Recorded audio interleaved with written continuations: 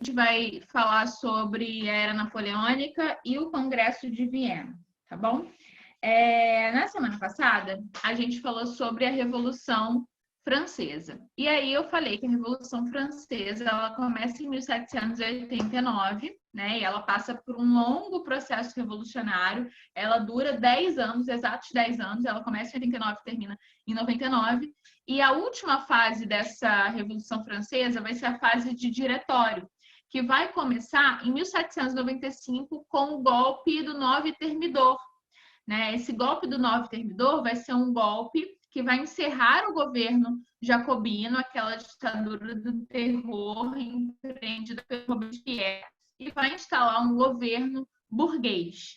Então, o diretório vai ser um governo burguês, vai ser um governo que vai tentar consolidar, né, um cenário favorável à burguesia. Entretanto, vai ser um governo extremamente corrupto, vai ser um governo que vai ter que lidar com uma segunda coalizão externa, né, dos países de monarquia absolutista. É um governo que vai acabar com aqueles avanços que a ditadura jacobina tinha empreendido para os setores populares, né, vai abolir a lei do máximo, vai instalar novamente o voto censitário, que vai substituir o sufrágio masculino que tinha sido determinado a partir da ditadura jacobina. Né? Então, isso tudo vai fazer com que o governo ele seja impopular e vai ser um governo extremamente fraco. E dentro desse contexto revolucionário, a gente tem o Napoleão Bonaparte, que é alguém que vai ascendendo ao longo desse processo. Né? É alguém que vai, através da sua estratégia militar, galgando postos. E ele, que era alguém ligado, inclusive, a jacobinos, ele vai, depois do 9 Thermidor, encerrar sua ligação com os jacobinos e passar passar a servir o governo diretório. E no governo diretório é que ele vai galgar os mais altos postos. Né? Então, ele vai ter ali a campanha da Itália, que vai ser um sucesso, ele vai fazer a campanha do Egito contra a Inglaterra, e isso dentro do contexto revolucionário mesmo, tá? Lá na fase do diretório. Vai ter a campanha do Egito, que vai tentar obstaculizar a comercialização entre o Oriente e a Inglaterra. Né? A Inglaterra ela já estava instalada lá na Índia, a Índia já era uma neocolônia da Inglaterra e a gente já viu a importância da Índia para a Inglaterra. Qual que era, gente? Qual que era a importância da Índia para a Inglaterra? O algodão? Algodão. Matéria-prima. Exatamente. Matéria-prima para as suas indústrias têxteis, né? Têxteis. Então, ele tenta ali se instalar no Egito. Não vai ser uma campanha de total sucesso, ele não vai conseguir, né, criar esse obstáculo, mas ele vai se mostrar, ele vai ser um herói popular. Né? Todo mundo, inclusive a burguesia, ela precisa de um cenário favorável para a industrialização, para lucrar, para de fato consolidar o capitalismo. Né? E o diretório, que era um governo burguês, não conseguiu instalar isso que ela precisava. O diretório, pelo contrário, vai ser um governo fraco, impopular, crise, corruptível, enfim, vai ser um governo que nem a burguesia vai gostar e a própria população, as camadas populares também não vão gostar por conta, né, do fato de terem perdido ali vitórias que tinham conquistado no período dos jacobinos no poder. Então, diante disso, a própria burguesia vai apoiar o golpe do Napoleão Bonaparte, que volta para a França e se depara com a França em frangalhos. E os banqueiros franceses eles vão financiar a reorganização do exército napoleônico, e o exército napoleônico e o Napoleão Bonaparte ele vai depor ali aqueles 5 diretores que governavam essa fase de diretório, tá bom? Então, falei basicamente aqui dos antecedentes, né, com vocês. O golpe não terminou jacobino, entra diretório, é um governo corrupto, corrupção. Gente, vai ter um monte de errinho, eu acho, tá? E vocês vão me avisando para eu consertar. Aqui, por exemplo, coalizão é com Z. É um governo corrupto, crise econômica, coalizão externa. E aqui, como eu falei, necessidade da burguesia de estabelecer um governo forte e estável que lhe permitisse consolidar a sua hegemonia como classe dominante. vem o Napoleão Bonaparte, que era um jovem general do exército francês, quando ele é coroado imperador, quando ele se autocoroa, né? Imperador da França. Ele tinha 34 anos apenas, então ele era um jovem general do exército francês que se destaca pelos seus feitos militares. Ele era natural da ilha de Córcega, ali no Mediterrâneo. Ele era do grupo dos jacobinos, depois vai para o grupo do diretório, né? E o golpe do 18 de Brumário vai ser orquestrado por Napoleão com o apoio dos banqueiros, da burguesia francesa. Professora. Oi. Então ele não era dos girondinos, mas foi apoiado por eles? Exatamente. Ele é apoiado pela burguesia, pela alta burguesia francesa. Beleza, obrigado. Tá? Porque depois do golpe do 9 Thermidor, ele se desliga dos jacobinos e aí ele vai, como é que eu vou dizer? Ele vai prestar serviços para o diretório, né? Para essa burguesia que estava no poder. E justamente quando essa burguesia que está no poder é que ele alcança, por exemplo, o posto de general, né? Que ele vai crescendo dentro da hierarquia militar do exército francês, tá certo? Então, e o governo dele, é importante que vocês entendam que o governo do Napoleão Bonaparte é um governo que está ali para defender os interesses da burguesia, tá bom? É um governo que está ali para garantir um cenário favorável à burguesia. É por esse motivo que ele vai, por exemplo, empreender o bloqueio continental, que a gente vai ver daqui a pouquinho o que foi, tá certo? Quando ele dá o golpe do 18 de Brumário, em 1799, é iniciado um governo lá na França, que é o governo do consulado, que é uma ditadura militar governada por 3 membros, que eram os cônsules. A gente vai ter o Napoleão Bonaparte como o primeiro cônsul, o Sieyès e o Ducos, que eram outros dois, era Abad Sieyès, que inclusive apoiou Napoleão Bonaparte no golpe, né, do 18 de Brumário, e o Ducos, que eram os outros 2 cônsules, tá certo? Em 1802, o Napoleão Bonaparte ele vai se tornar o cônsul vitalício com o direito de indicar o seu sucessor. Então, isso mostra, inclusive, a guinada ao autoritarismo ainda maior, né, do Napoleão Bonaparte, inclusive se parecendo muito com uma sucessão dinástica. Como é que é o nome dele? Beethoven. Beethoven, vocês já ouviram falar de Beethoven? Não já ouviram? Sim. Então, Beethoven, ele escreve, né, uma música, uma sinfonia que é heróica, que é uma sinfonia em homenagem ao Napoleão Bonaparte. Ele era visto como um verdadeiro herói da Revolução, da própria Revolução Francesa, gente. Inicialmente, porque assim, hoje, né, nós historiadores, a gente tem a oportunidade de olhar os eventos passados com os olhos de quem não participou daquele processo e já sabendo todo esse processo, já sabendo o início, o meio e o fim. Então, hoje a gente consegue determinar que ali em 1799 houve um golpe, que foi o golpe do 18 de Brumário, que acabou com o processo revolucionário francês. Então, ali o que tem início em 1799 com o governo do Napoleão é outra coisa. O processo revolucionário acabou ali em 1799, mas para quem está vivendo aquele período, não. Né? Para quem está vivendo aquele período, seria só mais uma fase da Revolução Francesa. Só que não foi isso que aconteceu. O próprio Beethoven, para ele era só mais uma fase da Revolução Francesa, uma fase em que finalmente a Revolução Francesa seria consolidada, né? Porque até então foram 10 anos intensos, foram 10 anos de vai e volta de burguês, e agora sai que é jacobino e volta que é burguês de novo, e o rei morre.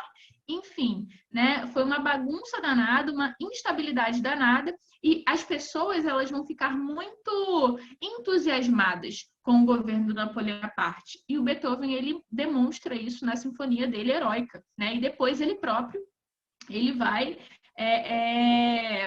dar entrevistas contra o Napoleão Bonaparte, ele vai recusar aquilo que ele escreveu sobre Napoleão Bonaparte, entende? Porque ele se torna totalmente oposto daquilo que ele se propôs tempos antes. Ele vai ali instalar um governo cada vez mais autoritário, beleza? Isso daqui seria algo muito parecido com uma sucessão dinástica, o fato dele poder indicar o seu sucessor, poder corromper o homem, normal, né?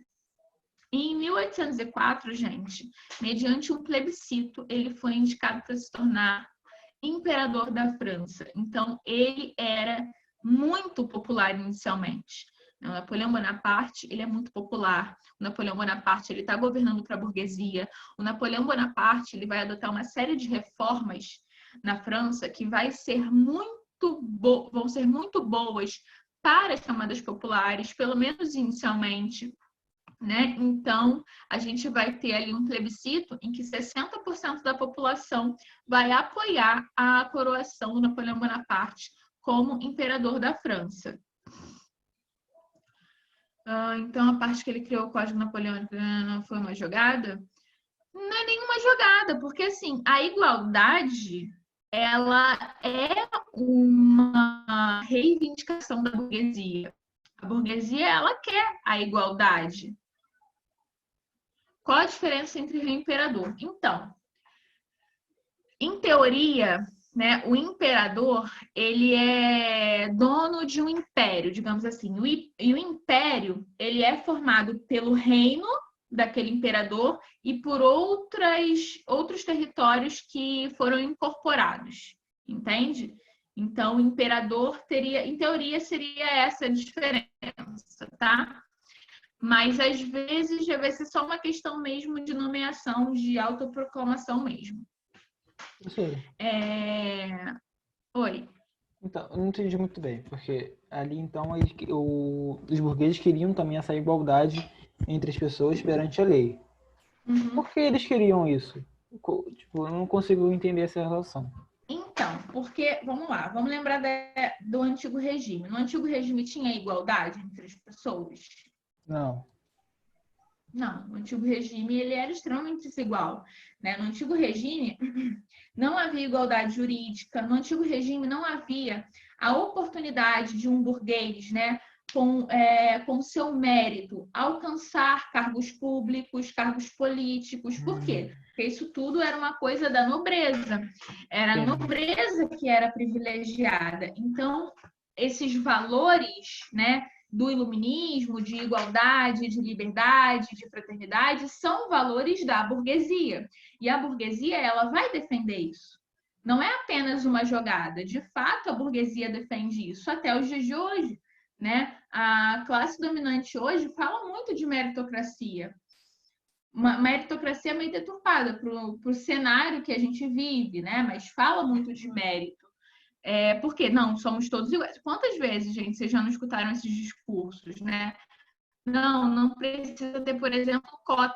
Somos todos iguais, temos todos a mesma oportunidade de alcançar, de chegar até a universidade, de chegar até... Né? Quantas vezes vocês já não ouviram isso? Isso daí é um discurso burguês, isso daí é um discurso que está fundamentado nessa ideia do iluminismo, do liberalismo político. Tá certo? Deu para entender agora?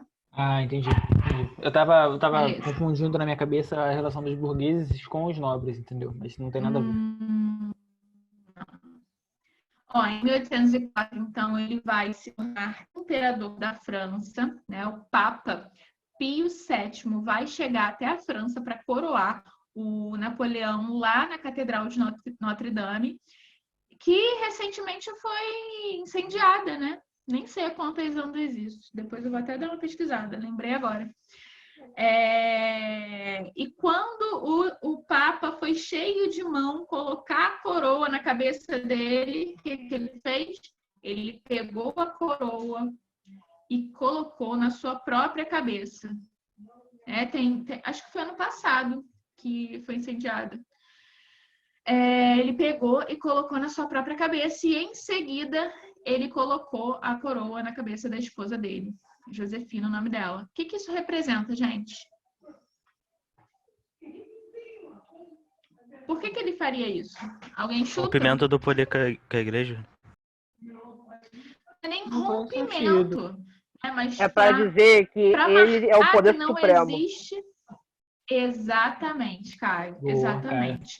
Para demonstrar ali que não existe um poder superior ao dele, entendeu? Que a igreja não está coroando ele está coroando ele próprio. Brilhante, né? Professora, mas então por que ele reestabeleceu a relação da igreja com o Estado? Política. Tá por política? Exatamente, por uma questão política, né? Para a igreja sobreviver, por quê? Porque a partir do momento que ele vai nomear os bispos da igreja, esses bispos eles vão se tornar praticamente funcionários públicos do Estado, vão receber ordenados do Estado, entendeu? Caramba, velho, que cara genial, então, né? Desse Sim, ponto de com vista. certeza. Então, quais são as principais reformas de Napoleão Bonaparte? Ele vai fundar o Banco da França em 1800 e, com isso, ele vai emitir papel moeda, né? É um momento em que o Napoleão Bonaparte ele tinha acabado de sair da sua primeira guerra. Gente, ao longo da era napoleônica, nós temos as guerras napoleônicas, né? E as guerras napoleônicas, elas são fruto da política expansionista do Napoleão Bonaparte e também das coalizões externas, das coalizões absolutistas ou não, né? Porque eram coalizões, sobretudo, lideradas pela Inglaterra, mas eram fruto de coalizões externas contra esse processo francês, contra esse processo revolucionário francês, contra também essa política de expansão do Napoleão Bonaparte. Então, vão acontecer 6 coalizões de exércitos externos, para vocês terem uma ideia, né? E isso tudo, a gente vai ter ali em pouco tempo de governo, a gente vai ter várias guerras em que a França vai estar envolvida contra essas coalizões externas, tá certo? Então, dentro da era napoleônica, nós temos as guerras napoleônicas. E as guerras napoleônicas, elas vão mudar muito o cenário, o mapa geopolítico europeu. No final, perdeu para a Rússia. Então, dentro desse contexto de crise, ele vai fundar o Banco da França, que vai ficar responsável pela emissão de papel moeda, numa tentativa ali de diminuir a inflação. Ele vai criar a Sociedade de Fomento à Indústria. O que será que uma sociedade de fomento à indústria vai fazer? Vai fomentar, vai incentivar a indústria, né? E, assim, o país mais industrializado da época era a Inglaterra, foi a primeira potência a se industrializar. E o Napoleão Bonaparte, ele quer fazer frente à Inglaterra desde a época lá do Diretório, que ele está tentando fazer isso, a campanha do Egito, né? Então, ele vai criar uma sociedade para incentivar a industrialização na França. Ele vai realizar obras de infraestrutura, canais, reconstrução de portos, construção de estradas, embelezamento da cidade, monumentos, né, vão ser construídos na França naquele momento. O Arco do Triunfo, exatamente. É um monumento que vai ser construído dentro desse contexto. Então, assim, isso vai fazer o quê, galera? Isso requer mão de obra, né? Fazer essas obras requer mão de obra. Então, as pessoas vão ser empregadas nesse ramo da infraestrutura. E isso vai resolver aí aquela questão do desemprego, né, lá na França. Então, o governo do Napoleão Bonaparte não é à toa que ele vai ser um governo inicialmente popular, certo? Ele vai incrementar a agricultura, ele vai fazer uma reforma educacional lá na França, ele vai colocar todo o ensino, desde o ensino da educação infantil, do que seria, né, a educação infantil para a gente hoje, até o ensino superior, vai ficar tudo a cargo do Estado, totalmente concentrado pelo Estado, principalmente censurado, né, pelo Estado, e ele vai também praticar uma reforma religiosa, ele vai entrar numa concordata com a Igreja Católica, vai assinar essa concordata com o Papa Pio VI e vai estabelecer a nomeação de bispos pelo consulado, pelo Napoleão Bonaparte, e a liberdade de culto. Olha só, cuidado com isso, tá bom? Essa concordata não vai representar que a religião católica vai ser a religião oficial do consulado. O consulado, ele é laico, o Estado francês vai ser laico. Ele não vai ter uma religião oficial. A única coisa que vai acontecer vai ser o fato deles reconhecerem que o catolicismo era, sim, a religião da maioria dos franceses. e vai dar liberdade de culto para a Igreja Católica, assim como para as outras religiões. Beleza? E vem também o Código Civil Napoleônico em 1804. O Código Civil Napoleônico ele é um código muito importante. Ele é um código, inclusive, que influenciou, né, o direito contemporâneo. Como é que eu vou espirrar, gente?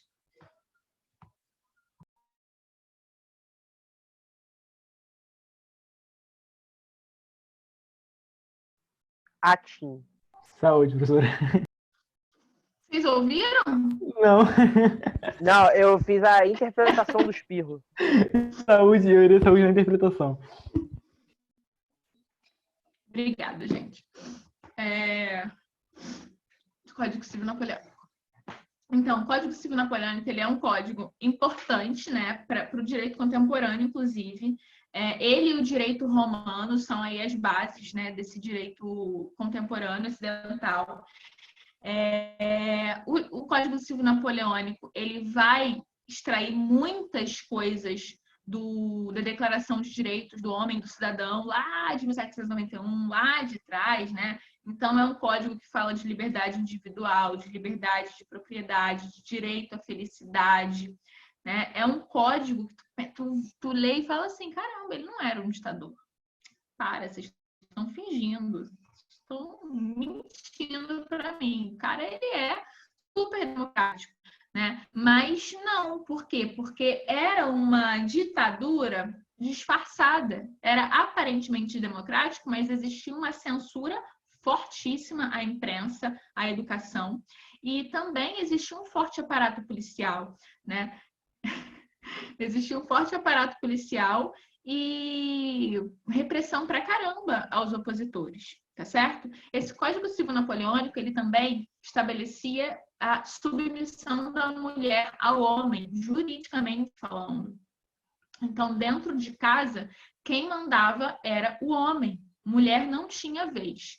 A mulher, ela tinha que acatar todas as decisões do homem, né? Inclusive, uma mulher que fosse adúltera, ela poderia ser condenada, inclusive, à morte, porque ela estava colocando em xeque, assim, a maior questão, que era a questão da paternidade, da contestação da paternidade, né? Lá na França, era uma preocupação.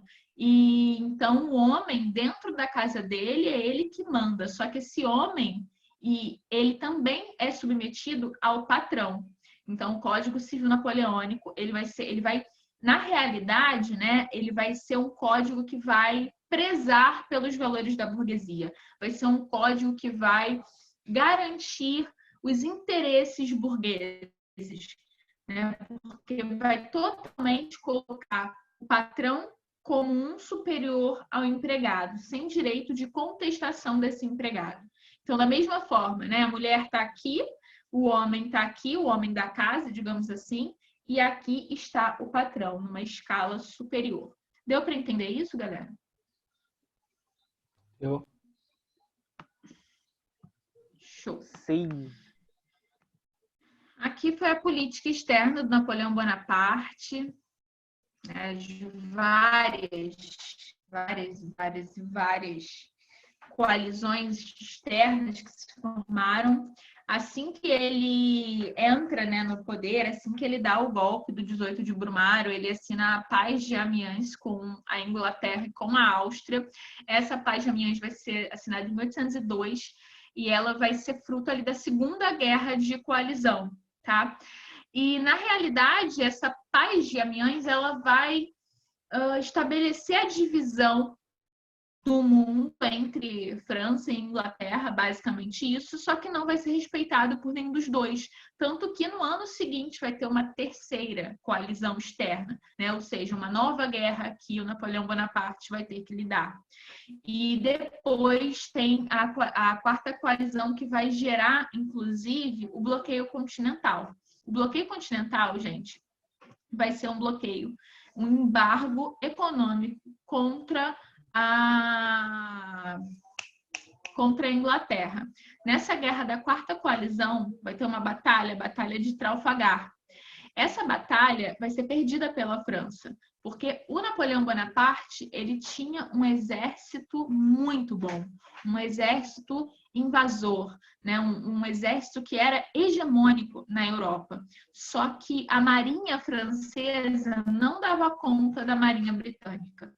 No mar, a hegemonia era da marinha britânica, né? E aqui, para sair da França e chegar até a Inglaterra, você tem que atravessar o mar, você tem que atravessar o Canal da Mancha. Se eu não me engano, é o Canal da Mancha aqui, né? Você tem que atravessar o mar para chegar até a Inglaterra. Só que não deu para a marinha francesa. A marinha britânica foi hegemônica. Diga. O que favoreceu essa supremacia britânica no caso da Marinha? Então, desde lá da Elizabeth I, né, ela apoia a pirataria, depois vem os atos de navegação do Cromwell. Basicamente isso. Essa marinha ela vai ser fortalecida ali a partir do século XVI e no XVII também, sobretudo com os atos de navegação do Cromwell, que a gente já estudou. Vocês lembram? Sim, entendi. Sim. 1650, né? 51. 1651, isso aí. Então, na Batalha de Trafalgar, a França perde, a França vai, então, empreender um bloqueio econômico, um embargo econômico chamado de bloqueio continental. A França, ela vai proibir os países da Europa continental de comercializarem com a Inglaterra. Qual é o objetivo? O objetivo é enfraquecer economicamente a Inglaterra, para que, então, seja possível uma incursão militar, uma invasão militar. Né? E lembrando, a Inglaterra era uma potência industrializada, era, na verdade, né, a única potência industrializada na época. Então, todos esses países aqui da Europa, eles forneciam matéria-prima para a indústria inglesa e compravam os produtos industrializados da Inglaterra. Esses países aqui da Europa continental, eles não são países com uma industrialização forte, com uma industrialização que promova a sua independência econômica, entende? Então, esses países são dependentes da comercialização com a Inglaterra. Esses países, eles são dependentes da comercialização com a Inglaterra, tá certo?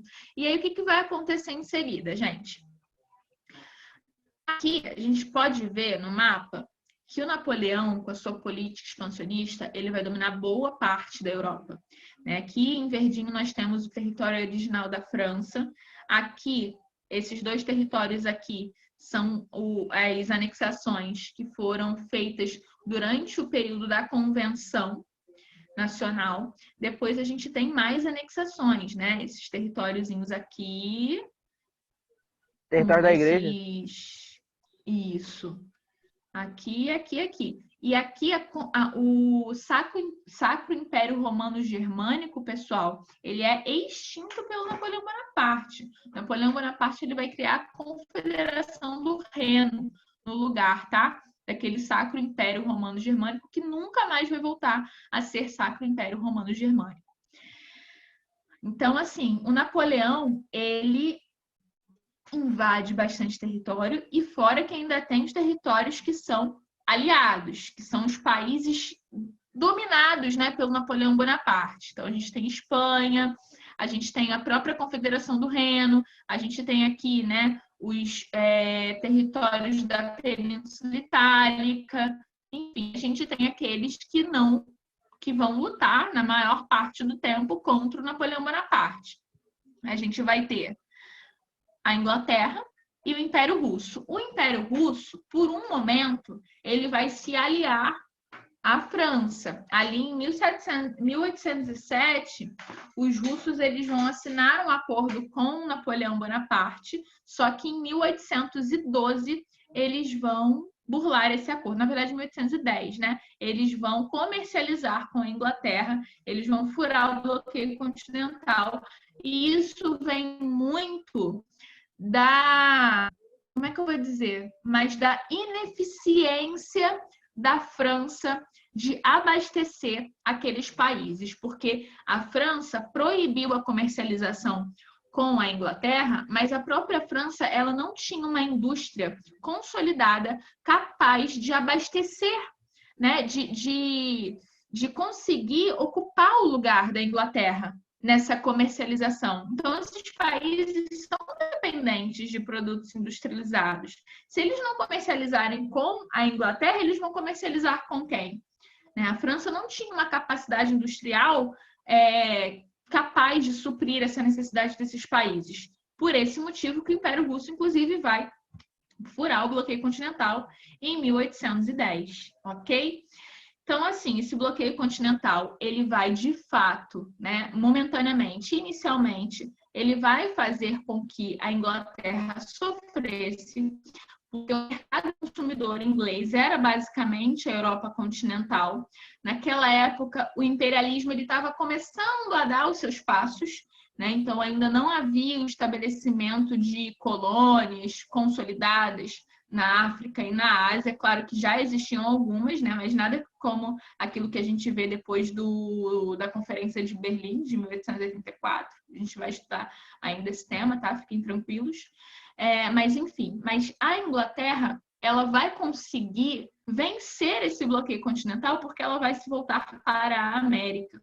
Ela vai se voltar para a América Espanhola e para a América Portuguesa, né? O bloqueio continental de 1806, ele vai ser rompido por Portugal, por Dom João VI. Isso vai gerar, né, vai dar origem à Guerra Peninsular, que vai ser o Reino Unido, Portugal e Espanha contra a França.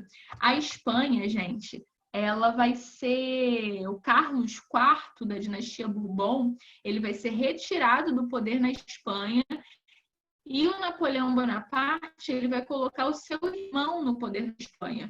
E ele vai fazer isso em outros locais também. A gente chama isso de estados familiares, né, do Napoleão Bonaparte. A Espanha foi um. Então, ele vai assinar com a Espanha um acordo, que é o acordo de... Como é que é? Fontainebleau. Vou escrever aqui, gente. Que? Fantasma do quê? Vou até pegar bonitinho da internet. Tratado de Professora, Fontainebleau. Fontainebleau. Pra você ver como é que os filhos são reflexos dos pais. As colônias tinham guerra pra caramba. Na Europa também tinha, ó, viu? Que bonito. Tinha mais, inclusive, né? Bastante. Bem mais. Eram mais sanguinárias ainda. Opa.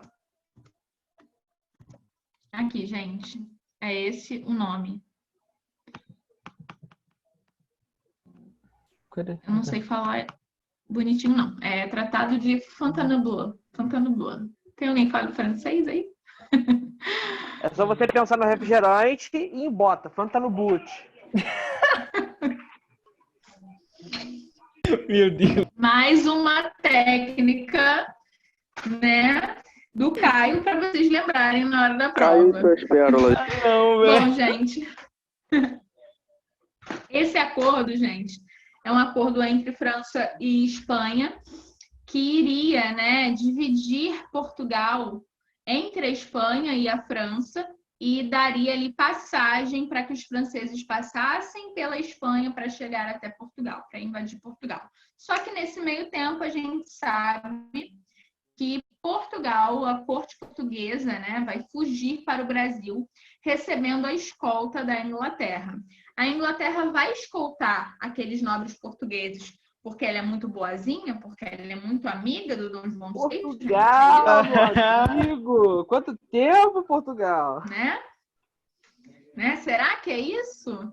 Claro que não, né? Obviamente. Claro que não. O Brasil era uma colônia de Portugal e, como colônia, nós estávamos restritos pelo Pacto Colonial a comercializar somente com Portugal.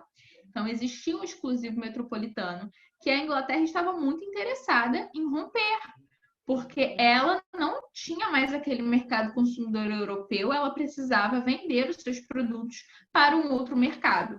Então, quando ela consegue, né, em 1808, que o Dom João VI ele decrete a abertura dos portos das nações amigas, isso é muito interessante para a Inglaterra, porque a Inglaterra ela vai começar agora a abastecer o mercado colonial brasileiro, tá certo?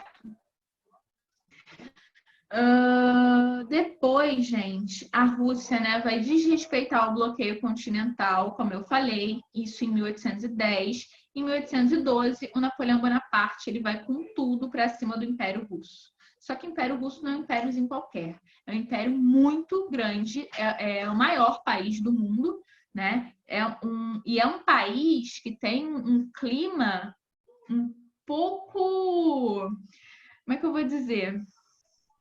Geladinho. Mas não é nem essa palavra que eu usar. Fugiu a palavra, mas não é um clima muito agradável, né? Até para um europeu é bem ruim no Império Russo. E aí a gente tem o início da campanha da Rússia. Não é peculiar, não, depois eu vou lembrar a palavra. Campanha da Rússia, gente, foi o seguinte: Napoleão foi para cima do Império Russo com 600 mil homens e 180 mil cavalos.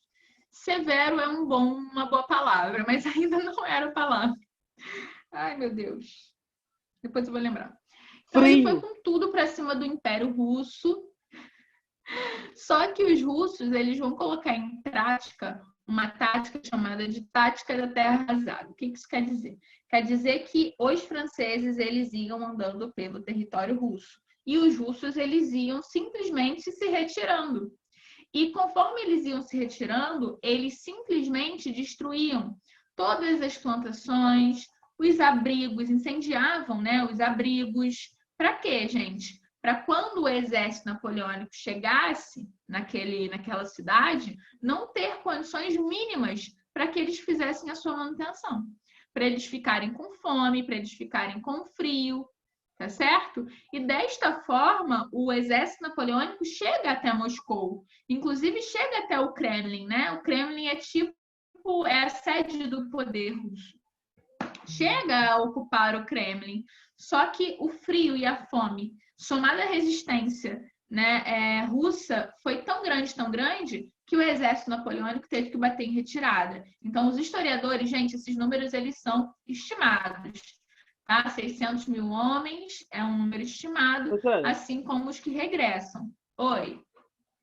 Cara, uma curiosidade muito legal, que o exército francês foi derrotado, principalmente por causa da fome, frio, tal, inverno russo e tal. Mas também o equipamento francês proporcionou a derrota deles. Como assim? O equipamento francês, ele tinha muitas partes cobertas por estanho, e o estanho oxidava no frio do inverno. Aí o que acontecia? Muitos soldados eles eram infectados por causa dessa oxidação do estanho. Aí acabam morrendo por doenças respiratórias, esse tipo de coisa. Tá vendo, gente? Caio também é cultura.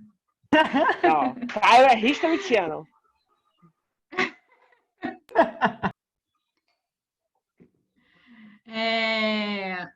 Onde é que eu tava?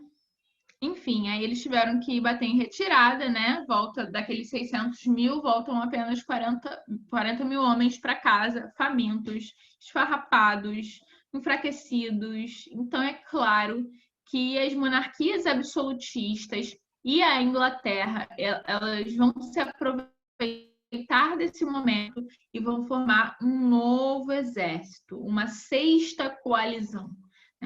Um sexto exército de diversas nações contra o exército napoleônico. E aí, finalmente, graças a esse enfraquecimento do exército, devido à campanha da Rússia, que foi uma campanha com pouca estratégia, né? Foi uma campanha um pouco burra, finalmente eles vencem o Napoleão Bonaparte, e o Napoleão Bonaparte ele vai ser, então, preso na ilha de Elba, que é uma ilha ali no Mar Mediterrâneo. Deixa eu ver se tem aqui no mapa.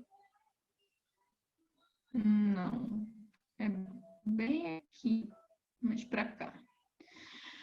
Ele é preso lá na ilha de Elba, junto de 800 dos seus homens.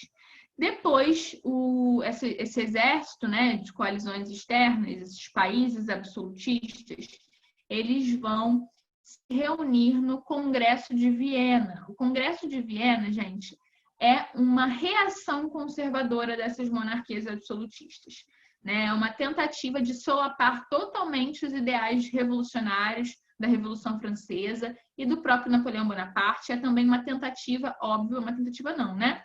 É uma organização que vai tentar reorganizar, na realidade, o mapa europeu, que foi totalmente bagunçado pelas invasões napoleônicas. A gente está vendo aqui agora, um mapa totalmente bagunçado. Territórios que foram anexados, reis que foram destronados e foram colocados familiares.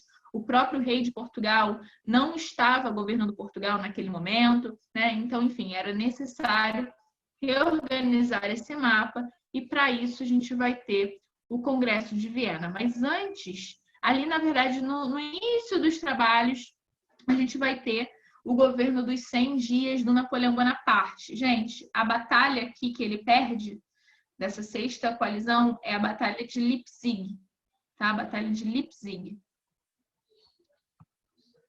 Aqui, o governo dos 100 dias, ele foge lá da ilha de Elba e ele volta para a França. Naquele momento, já tinha acontecido a restauração monárquica. Então, o irmão do Luís XVI, aquele que perdeu a cabeça, ele vai ser coroado rei da França, como Luís XVIII. E o Luís XVIII, ele vai, meter o pé quando ele tem notícias do retorno do Napoleão Bonaparte. Ele não vai ficar para ver, ele não está a fim de perder a sua cabeça. Exatamente. Então, ele mete o pé. Napoleão, ele vai voltar para Paris, ele vai ter o apoio do exército, né? Até porque, gente, ele faz um discurso para o exército da França. Era um exército que ele era o líder máximo, que ele criou, então ele era muito respeitado, enfim. Então, com isso, ele vai conseguir ali uma pequena tropa de uns 3.000 homens, e ele vai retornar a Paris, só que a gente vai ter a reorganização daquela coalizão externa novamente, e aí ele vai ser derrotado definitivamente na Batalha de Waterloo. E depois disso, ele vai ser preso e exilado para a ilha de Santa Helena, no Atlântico Sul, porque essas monarquias absolutistas, né, vencedoras, elas não iam deixar mais o cara tão próximo da Europa assim. Então, para ele conseguir fugir, retornar, ele ia ter um trabalhinho maior. E ele vai ficar lá até a sua morte em 1821, e ele morre de câncer no estômago. De repente, vocês já... Oi? Ele foi envenenado mesmo? Então, de repente vocês já ouviram falar sobre isso, né? Mas, de acordo com as últimas notícias, as últimas pesquisas que se tem, não. Né? Eu acho que esqueci agora o nome do elemento químico que encontraram no corpo dele. Césio? Começa com E. Não. Európio. Começa com S, se não me engano. Nossa, Caio. Deixa eu dar uma olhadinha. Európio. Napoleão envenenado. Estanho? Veneno. Não. Estanho. Acho que é estanho. Estanho, será? Pode ser estanho. Arsênico. Tô doida. Arsênico. Né? Foi encontrado arsênico em fios de cabelo. Aí já tem como decorar, né, Ian? Leipzig, time de futebol alemão. Professora. Foi nessa batalha que ele perdeu aí, de Leipzig. Oi. Mais uma pérola. A última batalha que foi definitiva pro derrota do exército Napoleão. Waterloo, certo? Quem aqui conhece LOL? Pensa numa garrafa d'água do LOL. Waterloo. Aí, ó. Não conheço garrafa d'água do LOL. Mano, olha o Essa papo. daí eu não pesquei, cara. Ó, onde é que eu tava? Tá. No arsênico. Não dá, velho. Ela entendeu. LOL, o joguinho? Agora sim. Waterloo. Ó, arsênico, né? Então, encontraram arsênico no cabelo do Napoleão Bonaparte, e aí, há muito tempo atrás isso, e aí, o que queria dizer? Que ele foi envenenado com arsênico. Só que hoje em dia, né, já tem uma outra perspectiva disso. Por quê? Porque era muito comum o arsênico ser utilizado na Europa pela população, inclusive em remédios, entendeu? Então, a quantidade de arsênico que tem no cabelo dele, que foi encontrado, né, no cabelo, é comum para a época. Outras pessoas têm essa mesma quantidade de arsênico. Então, é provável que ele não tenha sido envenenado, não, que ele tenha, de fato, morrido de câncer no estômago. Tá certo? Mas é claro, as Tá bom, professora, pesquisas obrigado. estão aí, Professora, mas pode não botar sabemos. no Né? slide 11, por favor. 11 não, 10, desculpa. Uhum. Voltei.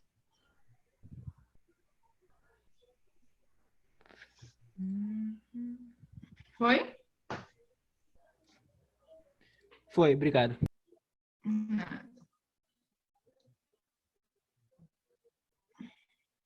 Então, ele perde na Batalha de Waterloo, vai ser exilado lá na ilha de Santa Helena, vai morrer em 1821.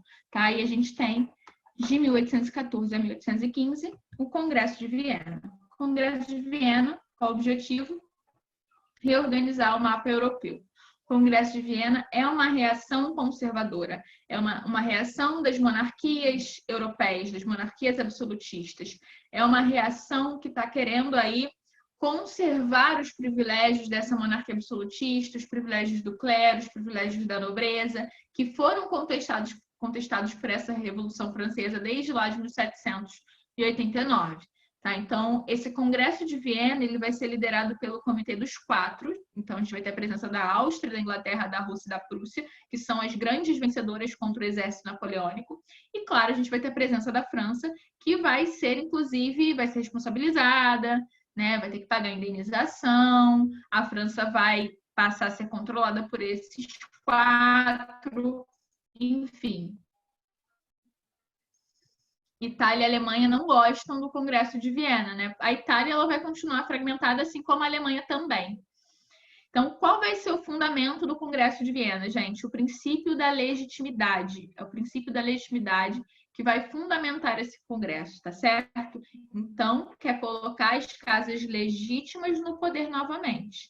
As casas reinantes antes do processo revolucionário francês, lá em 1789. Então, em 1814, em 1815, eles querem retornar para o mapa geopolítico europeu, que era lá em 1789. Só que é isso, né? A Itália, ela vai ser fragmentada, ela vai ficar sendo tutelada pela Áustria, assim como o Sacro Império Romano Germânico, ele vai continuar sendo ali também fragmentado. Então, olha só. Oi. Vai surgir um amiguinho, um bom amiguinho da França depois. Qual? O Alemanhazinha, cara, o amiguinho. Ah, sim. O amigo Alemanha. Ó, a Inglaterra vai ficar com... Tô maluco. O território da França passou a ser controlado por forças das nações vencedoras. Sua marinha de guerra foi desativada e o Luís XVIII foi reconhecido como o novo rei.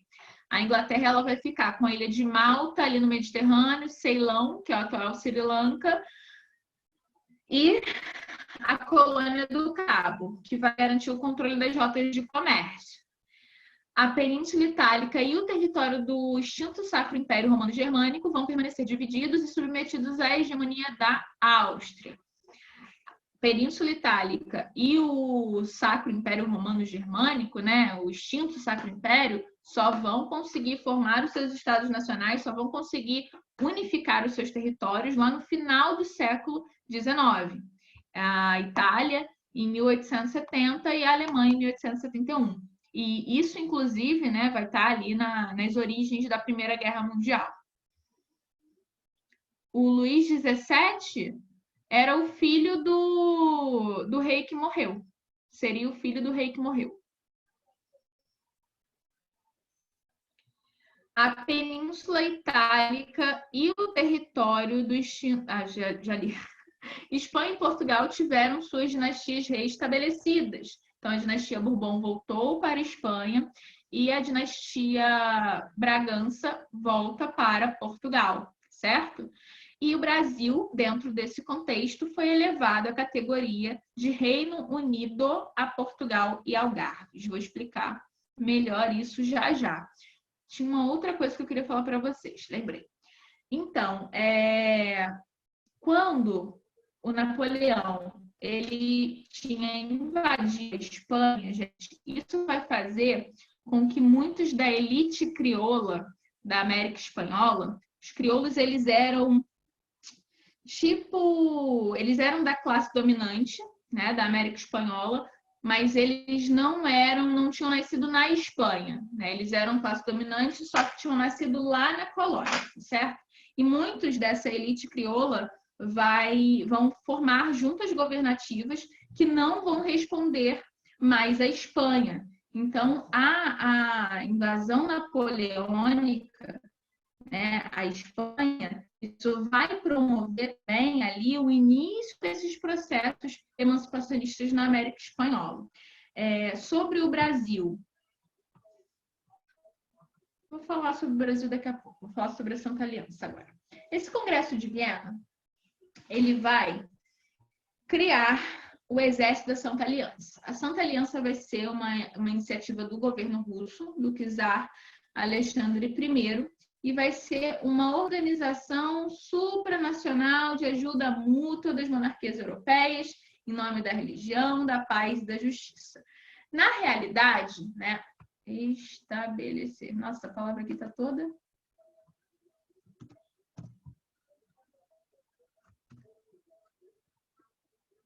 Estabelecer.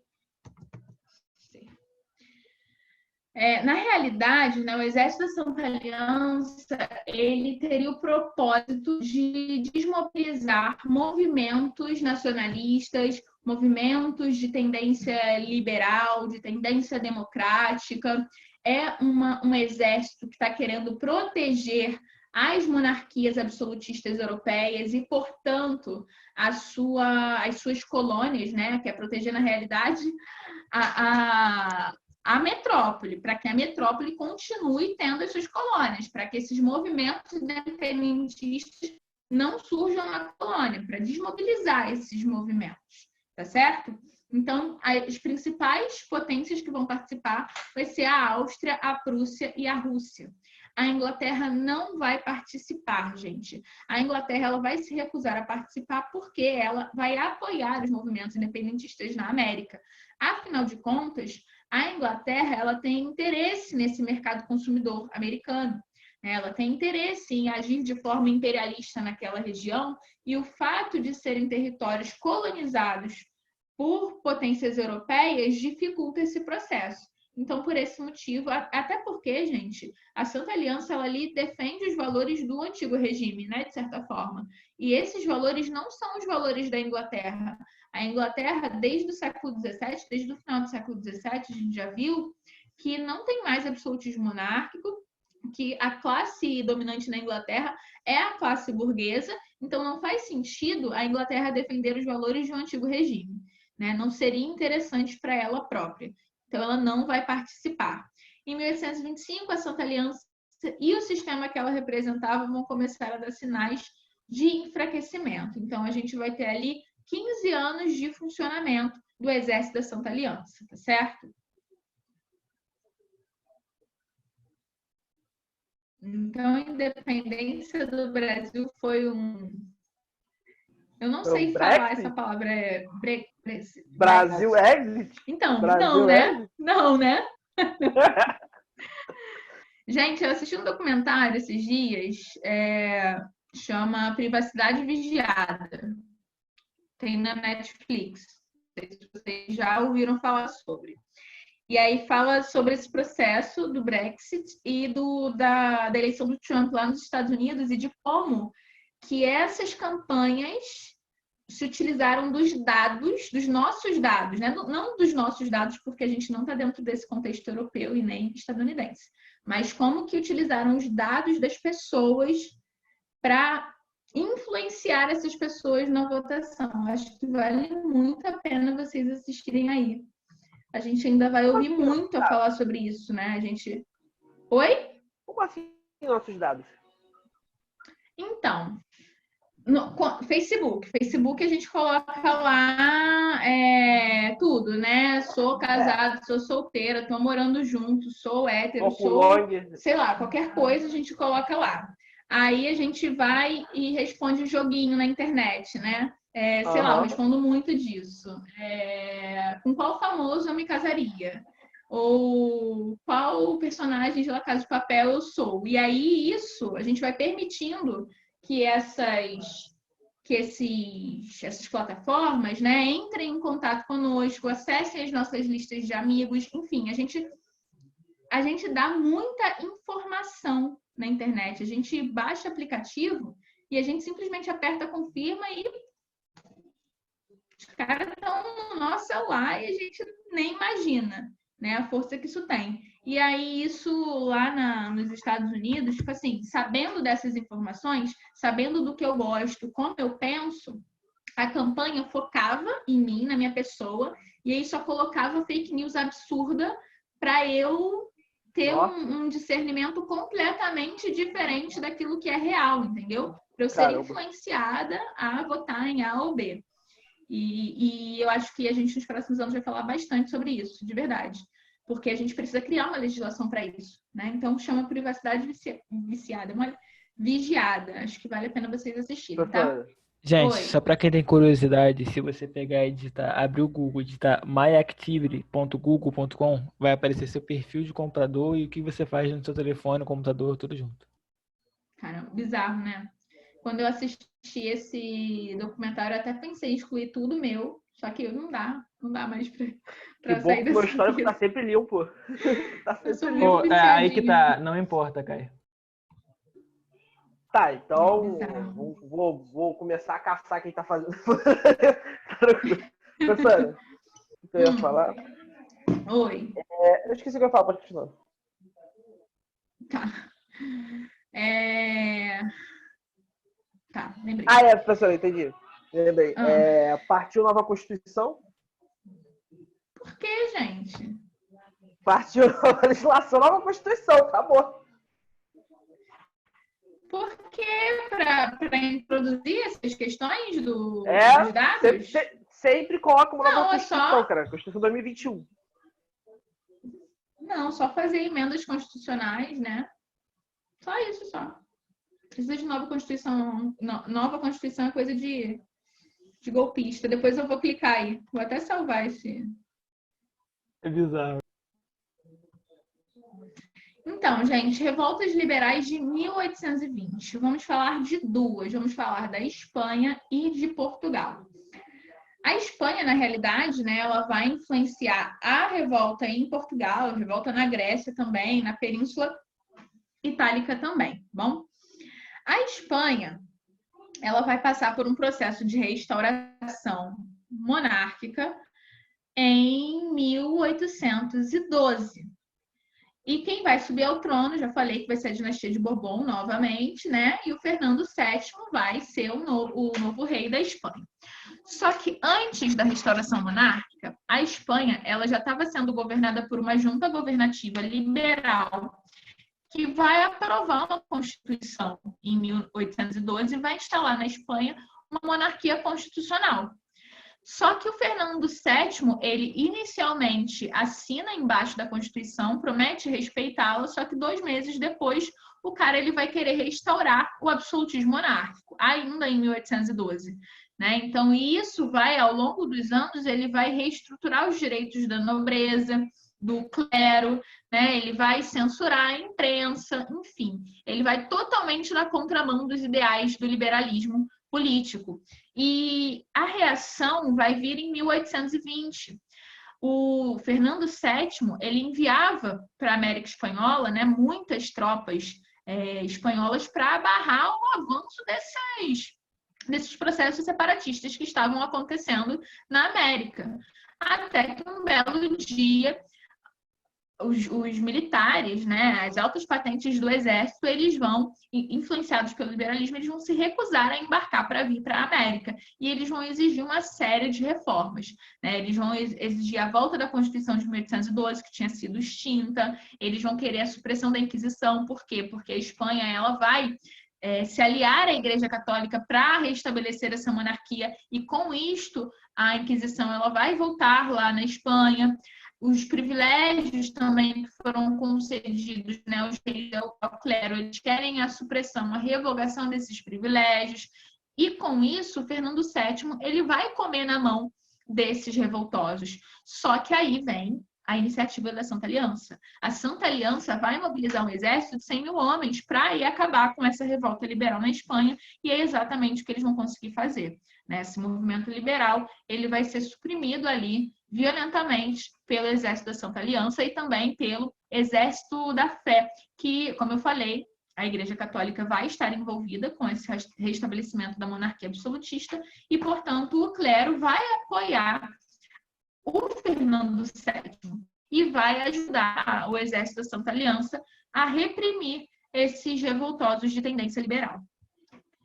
Em Portugal, gente, o contexto de Portugal é o seguinte: como nós bem sabemos, né, o Napoleão Bonaparte ele invade Portugal porque Portugal desrespeita o bloqueio continental. E Portugal desrespeita o bloqueio continental porque a economia portuguesa ela era extremamente dependente da economia inglesa.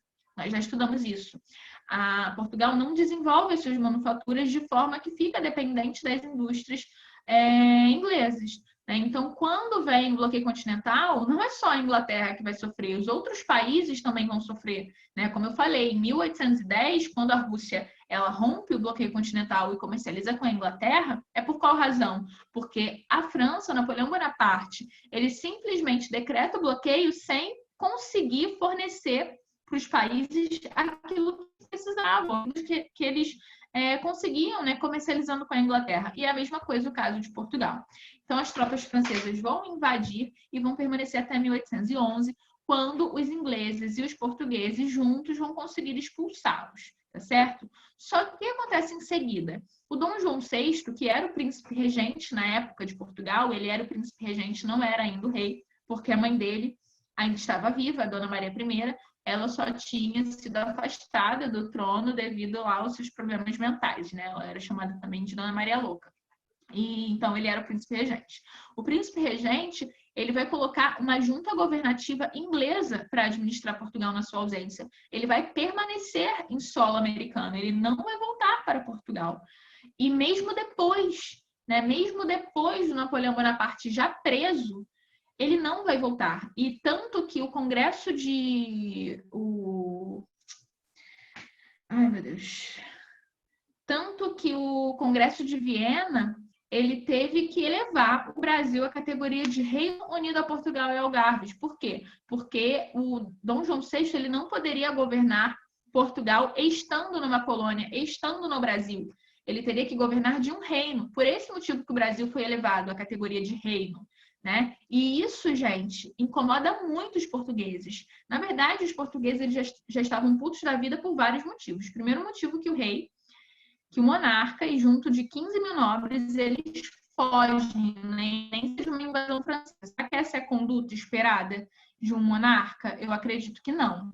Né? Depois, quando o monarca chega no Brasil, a primeira coisa que ele vai fazer vai ser decretar a abertura dos portos das nações amigas, rompendo na prática com um pacto colonial. Pacto colonial esse que favorecia a burguesia mercantil portuguesa. Por quê? Porque a burguesia mercantil portuguesa, ela detinha um monopólio do comércio com o Brasil. Só ela podia comercializar. A partir do momento que não tem mais pacto colonial, não tem mais monopólio da burguesia portuguesa.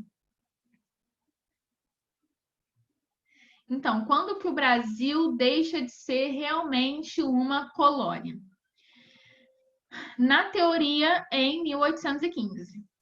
Na teoria, em 1815, que é quando a gente passa a ser reino. Na prática, em 1822, quando ocorre a proclamação da independência. Tá certo, Camila?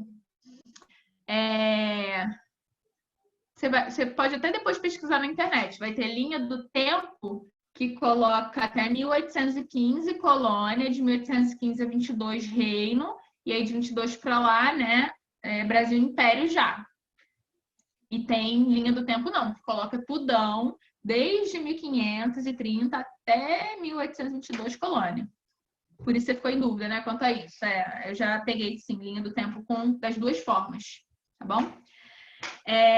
Então, assim, os portugueses ficam chateados com a abertura do Porto das Nações Amigas, obviamente. Isso vai agravar a crise econômica portuguesa, que vai ser agravada também pelo tratado,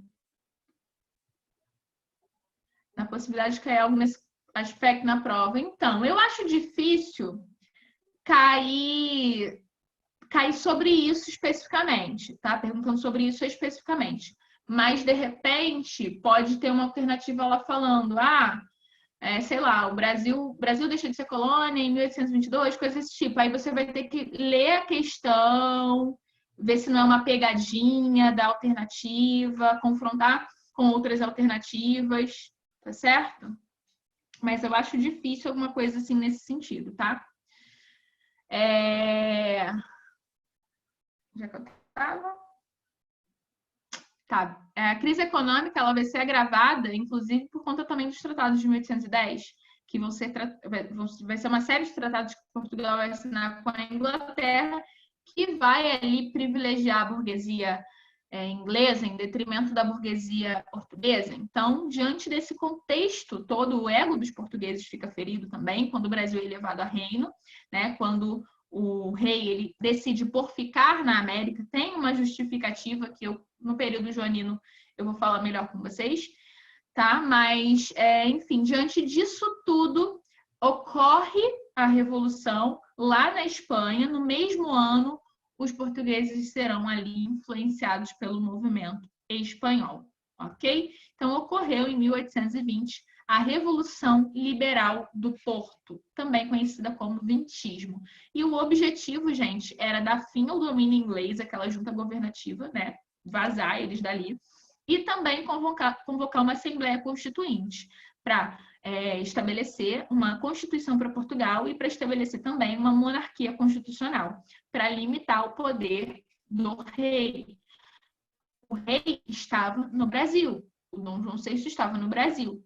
Ele vai tentar muito continuar no Brasil, né? Mas não vai ter jeito, em 1821 ele vai ser obrigado a retornar para Portugal e ele vai ter que assinar embaixo, ele vai ter que jurar fidelidade à Constituição que as cortes portuguesas, que o parlamento português vai estabelecer, ok? Bom, depois disso tem 1822 a independência do Brasil. Aí o Dom João VI vai continuar lá bonitinho como monarca de Portugal, ele vai morrer em 1826, isso vai gerar uma crise aqui no Brasil, porque o herdeiro do trono era o Dom Pedro I, e aí então os latifundiários brasileiros eles vão ficar muito preocupados com um novo contato entre Portugal e Brasil, né, através de Dom Pedro I, que seria o rei de Portugal e imperador do Brasil. Então, dentro desse contexto de crise, o seu governo já era extremamente impopular, insatisfatório demais. Ele abdica o trono em favor da sua filha, Maria da Glória, e ele arranja o casamento da filha com o irmão Dom Miguel, que era extremamente conservador. Ele vai dar um golpe na Maria da Glória e ele vai tentar reestabelecer o absolutismo monárquico. Em 1831, Dom Pedro I ele vai abdicar o trono do Brasil, também já sabemos disso, e ele retorna para Portugal para retomar o trono do Dom Miguel, do seu irmão.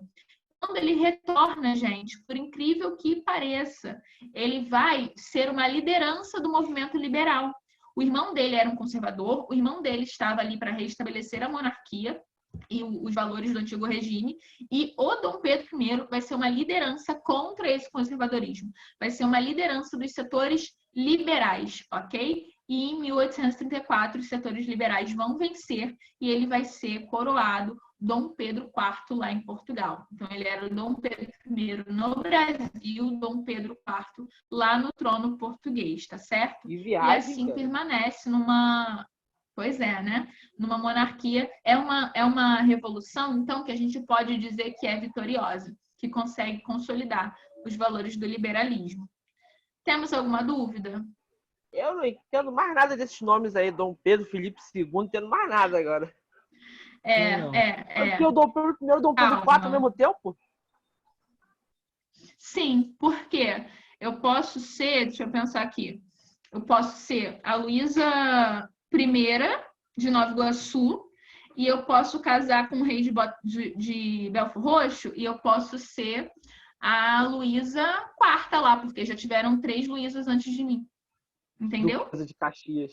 Boa, velho. Escolheu bem, né? Belford Roxo. Fracasso, hein? Caraca, Belford Roxo. Seria um acordo comercial. Seria melhor ter escolhido Cabo Sul. Seria melhor ter ido Então, ver o Ian, Pelé. é porque a Maria da Glória, a filha do Dom Pedro, ela era menor de idade. Então, o Dom Miguel, ele vai ser o regente da Maria da Glória, né? Só que aí ele dá um golpe nela, despacha a menina e ele toma o poder para ele próprio. E nisso, ele vai tentar ali de 1827, 1829, né? Ele vai tentar no parlamento mesmo, nas cortes de Lisboa, tentar rearticular a monarquia absolutista. Gente, o Dom Pedro I ele fica muito bravo, né? Quando a filha dele toma um golpe, ele vai querer, inclusive, mobilizar tropas do Brasil para ir brigar lá com Dom Miguel nesse contexto. E aí os latifundiários brasileiros que não vão deixar, tá? Porque a gente já estava passando por uma crise econômica aqui. Como eu falei, o governo Dom Pedro I era muito impopular. Era um governo que estava imerso em crise política e em crise econômica. Então, aí somente quando ele abdicou em 1831, que ele volta para Portugal para retirar o trono do Dom Miguel. Tá entendendo, Ian?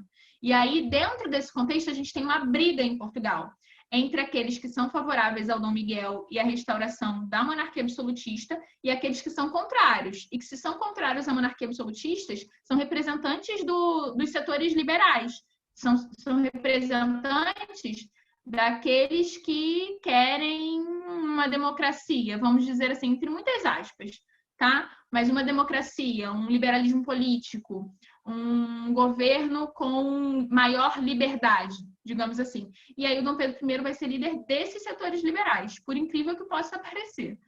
Ok? Tem algumas atividades aqui para vocês, para a gente fazer rapidinho. Vou ler e vou dar um minutinho para vocês responderem, tá bom? No início do século XIX, Napoleão Bonaparte ordenou a ocupação de Portugal, motivando com isso a fuga da família real portuguesa para o Brasil. Esse evento desencadeou, primeiramente, letra A, Conjuração Baiana, B, a abdicação de Dom Pedro I, C, elevação do Brasil à categoria de Reino Unido a Portugal e Algarves, D, introdução das ideias revolucionárias francesas no Brasil, e estabelecimento do Pacto Colonial.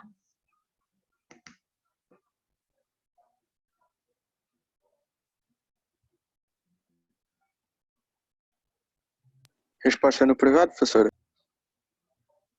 Pode ser. É melhor no privado, que aí vocês não colam um do outro.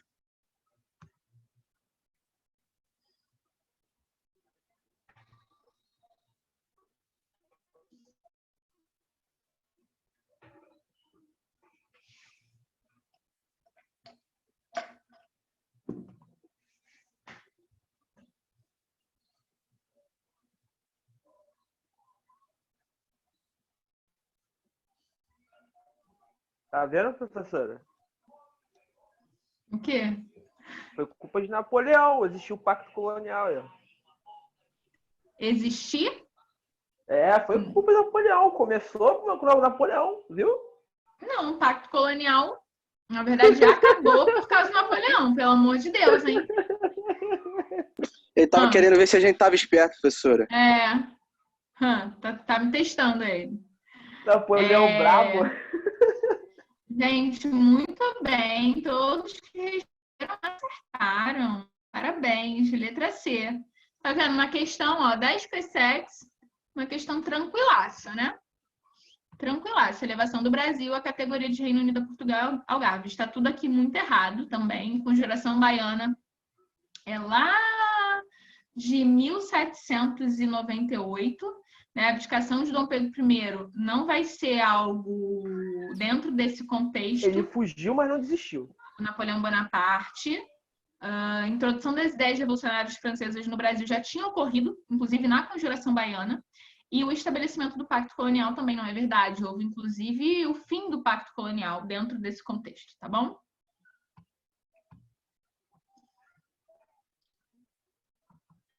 Em 1804, Napoleão Bonaparte recebeu o título de imperador, mediante um plebiscito. Durante sua cerimônia de coroação, ele retirou do Papa a coroa e colocou em sua cabeça com as próprias mãos. Esse gesto ousado representou, letra A, o rompimento entre a Igreja Católica Romana e o novo Estado Revolucionário Francês. B, que Napoleão estava assumindo todas as responsabilidades do poder moderador na França. C, que Napoleão, símbolo máximo da força da burguesia, considerava-se mais importante que a tradição da Igreja. E D, a criação de uma religião de Estado, onde, como figura central, o imperador é exemplo do anglicanismo inglês.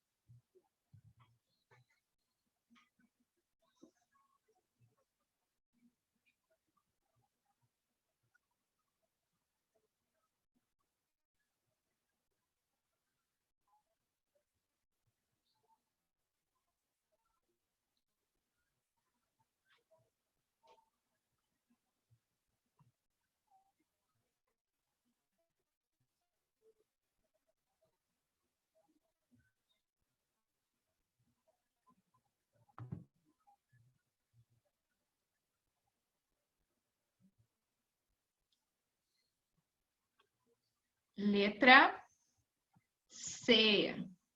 Letra C. Letra B. Oi. A sorte do Cabo Sul é tão grande que eu tô sentindo o cheiro daqui. Ah, o quê? A sorte do Cabo Sul é muito grande, cara. Eu tô sentindo o cheiro daqui, cara. Ele perguntou isso antes da aula começar, cara. Sorte do Cabo Sul. A letra A. Ah, Ian. Não, quem Foi é eu? Cabo Sul? Não lembro. Tem Eu um sou homem com apelido Cabo Sul, não é? Quem é? Eu, Gabriel. Gabriel. Foi tu que perguntou, não? Eu perguntei na hora que eu tava explicando, não foi? Eu falei, gente, por que será que o Napoleão teria feito isso? É isso mesmo. Não foi? Tá vendo? Letra C, gente. Porque não existe nada mais importante do que o Napoleão Bonaparte, nem mesmo a Igreja Católica. Não existe nenhum poder superior ao Napoleão. E essa questãozinha aqui sobre o Congresso de Viena, para a gente fechar.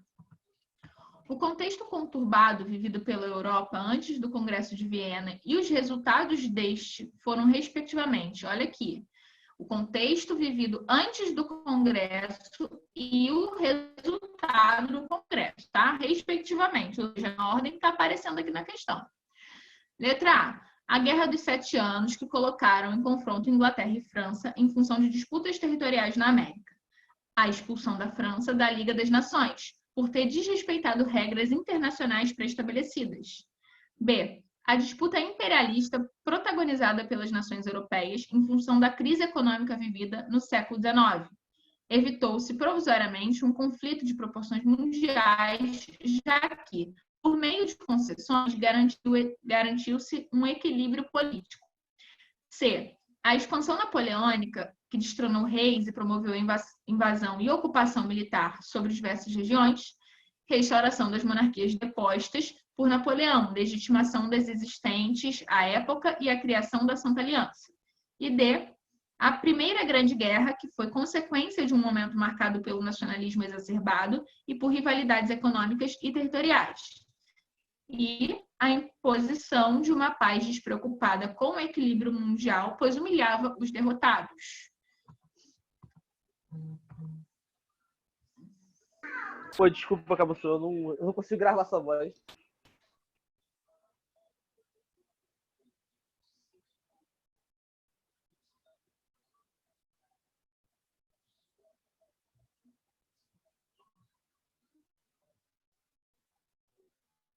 Zé de Caio. Zé de Ai, meu Caio. Deus. Tá, gente? O contexto vivido antes do Congresso é lá o da expansão napoleônica, né? E depois do Congresso, os resultados foi a restauração das monarquias depostas, legitimação das existentes à época e a criação do Exército aí da Santa Aliança, a letra C. Então, a gente se encontra na quinta-feira novamente, quinta-feira de manhã, né, na aula da ESA. Vou continuar falando sobre os governos militares. E é isso.